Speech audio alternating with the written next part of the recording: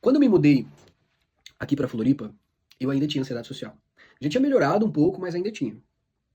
E aí, eu lembro que quando eu fiz a minha mudança, eu tinha muito pouca coisa, assim, mas quando eu cheguei na casa que eu ia morar, que era uma kitnet, era um lugar com várias kitnets e algumas áreas em comum entre as kitnets. Então, a casa ali que eu aluguei pra morar tinha uma outra casa na frente e um espaço em comum entre as duas casas ali. Então, quando eu cheguei nessa casa pra fazer minha mudança com as minhas coisas ali, o vizinho da frente estava ali nesse espaço em comum, que era como se fosse uma varanda.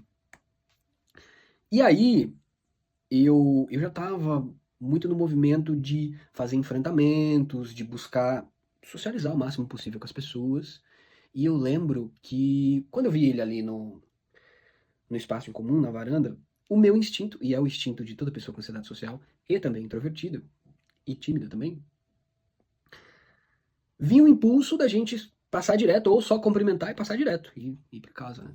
Afinal de contas, eu tinha que fazer minha mudança, tinha que organizar as coisas e tal. E aí veio esse impulso, né? Só que na hora eu falei, não, vou enfrentar essa situação aqui, vou tentar socializar com a pessoa até pra passar uma boa impressão, né? Né? Afinal de contas, eu vou morar aqui, vai ser meu vizinho, é bom que a gente tenha uma boa relação, né? E aí eu fui lá, passei por ele, cumprimentei e tal. E fui pegando as coisas no carro, levando pra lá. Aí ele me pediu ajuda, eu aceitei ajuda. Uma outra situação que eu também me desafiei, porque geralmente eu não aceitava ajuda, eu tinha essa crença de que, enfim, não vou me aprofundar muito nisso aqui, mas é uma crença que é muito comum em quem tem ansiedade social, que é essa coisa de não pedir ajuda ou não aceitar ajuda. E eu tinha muito isso. Então, eu me desafiei ali primeiro em socializar com ele, segundo em pedir ajuda, e depois que a gente terminou de guardar as coisas ali, eu comecei a conversar com ele. E a gente foi conversando, assim. No começo foi um pouquinho desconfortável, mas a gente foi conversando, assuntos aleatórios, falando de Floripa e tal. O lugar que a gente morava tinha um visual muito bonito, a gente começou a falar do visual, fui perguntando pra ele também como que era o local, como que era o lugar. Ele foi me falando e tal, e fomos conversando sobre Floripa, sobre, enfim, assuntos que foram surgindo ali em comum entre nós dois. Até que chegou um assunto que eu vi uma prancha assim na área, na varanda ali, que eu perguntei se era dele. Ele falou que era. Eu falei, pô, que legal, você é surfista e tal. Eu falei pra ele, cara, um dos meus maiores sonhos é aprender a surfar. Aí ele falou, pô, bacana, cara, que legal. Eu posso te ensinar e tal. É só a gente arrumar uma prancha, acho que eu consigo uma prancha com um brother meu e tal. Eu falei, maravilhoso. Aí eu falei, só tem um problema. E eu não sei nadar. Esse é o grande problema. Pô, isso aí já. Aí ele falou, pô, isso aí já vai se tornar o processo um pouco mais difícil, né? Primeiro você tem que aprender a nadar e tal. Falei, não, então, tô nesse processo, fiz aula de natação, já aprendi um pouco, preciso aprender mais, pegar mais confiança e tal. Aí eu fiz, quando eu tava ali me explicando, eu eu já tava me sentindo um pouco à vontade ali, eu arrisquei fazer uma piadinha. Aí eu falei, não sei que eu vá aprender a surfar com colete. Aí na hora que eu tava falando ali me deu um certo branco, eu tava esquecendo o nome da palavra, eu falei colete à prova d'água. Falei colete à prova d'água. E cara, na hora que eu falei isso, ele ele deu uma risadinha assim, brincou colete à prova d'água, você quis dizer colete salva-vidas, né? Eu falei, colete salva-vidas, é isso aí. E aí quando eu olhei, quando eu vi aquele sorrisinho dele, aquela tiraçãozinha de sarro, foi bem breve assim, ele só já mudou de assunto, a gente foi falar sobre outras coisas. Mas na hora que veio aquela tiraçãozinha de sarro, aquela, entre aspas, gozação, que na verdade nem foi uma gozação, me veio um constrangimento tão grande, assim, tão grande, eu falei, aí já vem aquele, quem tem ansiedade social sabe muito bem como é que é. Aqueles pensamentos ruminativos, putz, que besteira que eu falei, que merda que eu falei, e aquela sensação de de constrangimento mesmo, né? De ter falado alguma coisa muito idiota. Falei, cara, que coisa idiota que eu falei. Esse cara vai me achar um imbecil. E aí vem pensamentos cada vez piores, né? Putz, esse cara vai me achar um imbecil. Esse cara vai. Esse cara nunca mais vai querer falar comigo. Olha o papelão que eu passei aqui. Meu Deus, que terrível. E nessa, a gente já tinha mudado de assunto. Ele já tava falando sobre outras coisas. E eu já nem tava mais conseguindo prestar atenção no que ele tava falando, porque eu já tava ruminando um monte de coisa aqui, catastrofizando a situação toda, me sentindo péssimo, assim, sabe? Assim, parece coisa de doido, cara. Quem não tem ansiedade social, é realmente difícil. Pra quem não tem ansiedade social, é difícil para as pessoas entenderem essas sensações. Porque, racionalmente, Eu sei e eu sabia naquela época que eu não falei nada demais. Só que na hora ali vem uma sensação que faz a gente perder o controle total da situação. E é um sentimento tão ruim que a gente, na época, eu já até sabia descrever um pouco o que era, mas em momentos anteriores eu nem sabia descrever, eu só me sentia super mal nessas situações. Assim, qualquer coisinha, assim, quem tem ansiedade social sabe muito bem o que eu tô falando. Qualquer palavra que a gente fala que saia do contexto, às vezes a gente nem fala nada. O fato da gente não falar nada numa situação, de repente a gente já considera que a nossa performance não tá boa, as pessoas estão achando a gente estranho. É a gente se sentir totalmente inadequado na maior parte das situações sociais, sem nem mesmo falar alguma coisa. E mesmo quando a gente fala e de repente a gente acha que de repente foi inapropriado, ou de repente foi alguma coisa errada, como o meu caso, é um constrangimento absurdo, assim, e é uma sensação que é até difícil de descrever. Mas, de modo geral, é um constrangimento, e um constrangimento exagerado. É um constrangimento que, assim, parece, a sensação, vou tentar descrever com, de uma outra forma aqui. Por exemplo, é uma sensação como se eu tivesse andando num shopping, um shopping lotado, certo? E eu tô ali, de repente, com uma menina que eu tô acabando de conhecer, uma menina que eu conheci no Tinder e tal, sei lá. Tô andando com ela de mão dada, aí de repente tem uma casca de banana no chão, eu escorrego, bum, bato a cabeça no chão, e aí todo mundo do shopping começa a apontar pra mim, dar risada, algumas pessoas começam a filmar. A menina que eu tava ali conhecendo ou querendo conhecer, ou saindo, né, também dando risada e meio dando a entender que ela tava me achando um idiota, enfim. A sensação de constrangimento é mais ou menos essa, sabe? Sendo que eu só falei uma palavra errada, um termo errado, que era um contexto totalmente informal, que o cara nem ligou, fez uma piadinha ali, tirou um sarrinho ali e nada mais, nada mais. Só que emocionalmente e a sensação que eu tive, que geralmente as pessoas com ansiedade social têm, é muito exagerada, muito exagerada. Tão exagerada que assim, depois que eu tive essa sensação e eu já não consegui mais prestar atenção no que ele estava falando, passou uns 2 minutos, eu esperei ele terminar de falar e falei, cara, vou ter que arrumar as coisas lá, obrigado e tal, e entrei pra dentro, entrei pra minha casa. Nessa que eu entrei pra minha casa, aquelas emoções ainda, pensamentos catastróficos, e lá, um sofrimento absurdo. E na ansiedade social geralmente é assim, acontece alguma coisa, a gente fica ruminando pensamentos ali, não é só na hora que acontece essa ruminação e esse sentimento todo. Se perdura durante um tempo. Dependendo da situação, se perdura durante meses. E foi exatamente isso que aconteceu. Eu fiquei o dia inteiro me sentindo mal conseguia guardar minhas coisas, eu me sentindo mal, me sentindo mal. Eu esqueci algumas coisas no carro e eu não fui buscar, porque eu tava com vergonha, com medo de passar ali na frente e ele tá ali, e eu ter que encarar ele. E isso se perdurou durante muito tempo. Eu fiquei semanas e alguns meses tomando o máximo possível de cuidado para quando eu saísse de casa, eu olhava pela janela para ver se ele não tava. Se ele tivesse, eu não saía. Eu só saía se ele não tivesse. E isso ficou durante muito tempo. Quando eu precisava chegar em casa, ele estava na varanda, dava uma voltinha no quarteirão, ou quando entrava, era aquele sofrimento. Eu fiquei ruminando os pensamentos, e principalmente essa sensação, essa emoção, durante um tempão. Principalmente quando eu tinha que passar pela varanda e falar com ele. Só depois de meses que eu fui aos poucos, conversando com ele de novo, lá.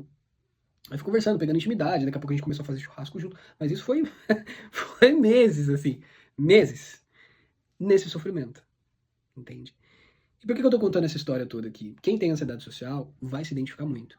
Porque na ansiedade social, nós temos realmente uma, entre aspas, sensibilidade maior em relação ao constrangimento, em relação à vergonha, em relação à crítica, ao julgamento negativo, à gozação, à rejeição, o ser desaprovado, você falar alguma coisa e outra pessoa olhar torto, ser desaprovado, o não corresponder às expectativas, você está conversando com alguém ou fazendo alguma apresentação e de repente você sente que não está sendo muito bem visto ali, ou sua performance não está sendo muito boa.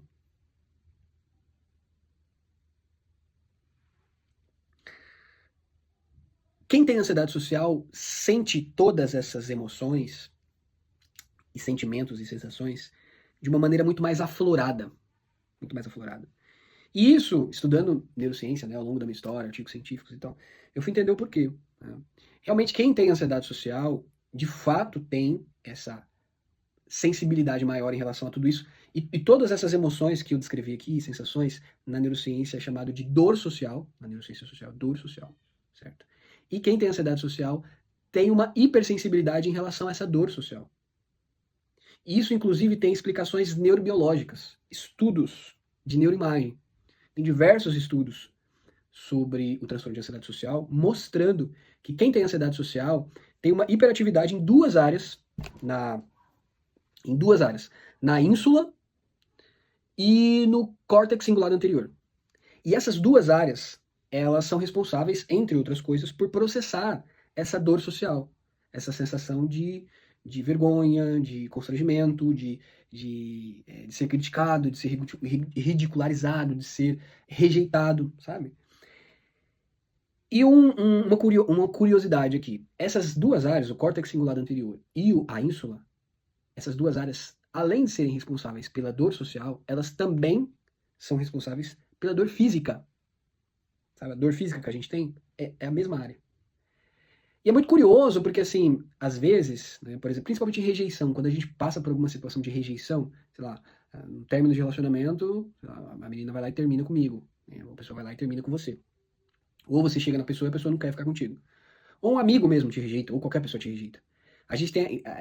O sofrimento da rejeição é tão forte, em muitos casos, que parece realmente uma dor física. E realmente parece, e de fato, se assemelha muito com uma dor física, porque são as mesmas áreas ali praticamente se ativando e processando essa dor. Certo? Agora,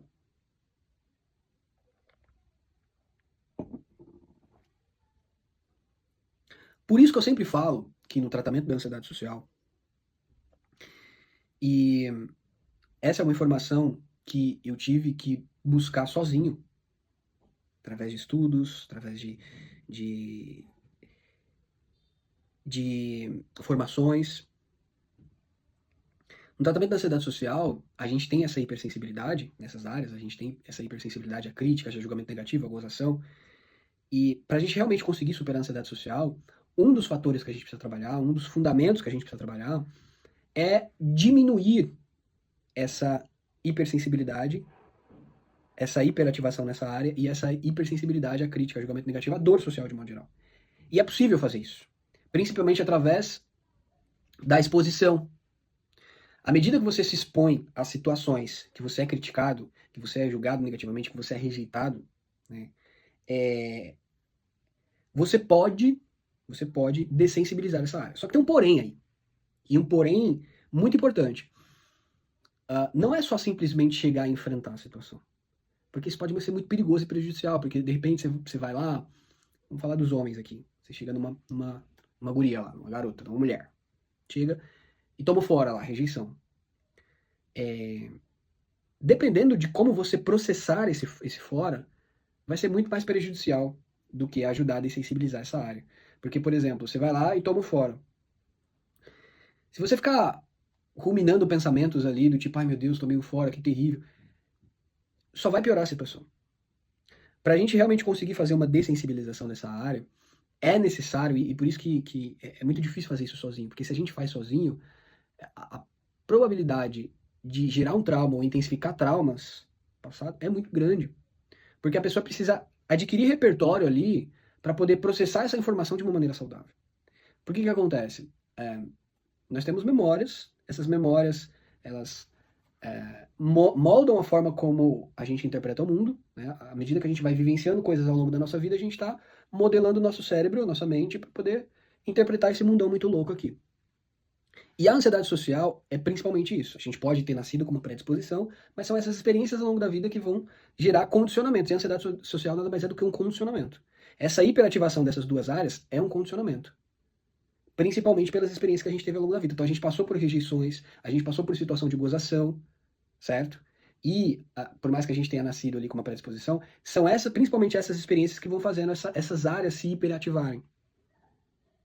E a gente se tornar cada vez mais sensíveis em relação a essa dor.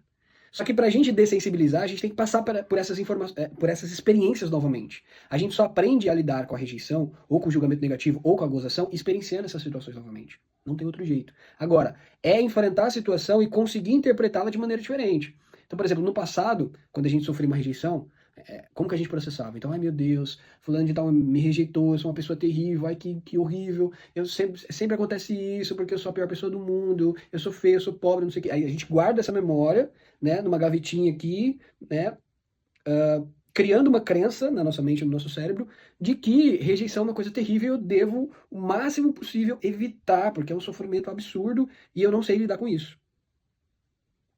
E a tendência é que com o tempo, isso se torne cada vez mais padrão. Por isso que no tratamento da ansiedade social, e lá no programa Novel, para quem não sabe, eu tenho um programa voltado para ajudar pessoas com ansiedade social, um tratamento completo para ansiedade social, específico para ansiedade social, onde a gente trabalha também, um dos pilares, um dos fundamentos lá do programa Novo Eu é justamente essa dessensibilização em relação à dor social, né? Como se fosse ali uma blindagem à dor social. Né? Então tem todo um treinamento ali para que os membros consigam dessensibilizar essas áreas e se tornarem mais resilientes em relação à dor social.